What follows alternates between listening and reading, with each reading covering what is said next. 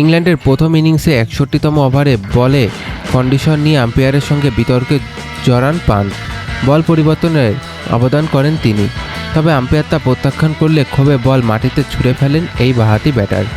ফলে match referee Richi রিভারসনের আরোপিত শাস্তি মেনে নিতে হয়েছে পান্টকে। তবে সিরিজের উত্তেজনা তুঙ্গে। হ্যান্ডলিং টেস্টে ইংল্যান্ডের সামনে ৩৭১ রানের বিশাল লক্ষ্য। ইংল্যান্ডের বিপক্ষে প্রথম টেস্টে ভারতের ফিল্ডিং দেখে সচিন টেন্ডুলকার ক্ষোভ প্রকাশ করেছেন। একের পর এক ক্যাচ মিস, যেন বল হাতে রাখতে পারছে না ভারতীয় ফিল্ডাররা। যার সবচেয়ে বড় শিকার জাসপ্রীত বুমরা। ৪টি ক্যাচ পড়েছে শুধু তার বোলিংয়ে। সচিনের মতো এই ক্যাচগুলো ধরতে পারলে বুমরার নামের পাশে থাকতো ৯টি উইকেট। সবচেয়ে অবাক করা বিষয়, ৩টি ক্যাচ ফেলেছেন তরুণ ওপেনার জয় সাহাল। এই ইনিংসে ভারতের হয়ে সবচেয়ে বেশি ক্যাচ ফেলার লজ্জার রেকর্ড এখন তার দখলে। ধারাভাষ্যক দীনেশ কার্তিক বলেছেন, গত ৫ বছরে ভারত এত বাজে ফিল্ডিং তিনি দেখেনি। সমালোচনা করেছেন সুনীল গাভাস্কারও।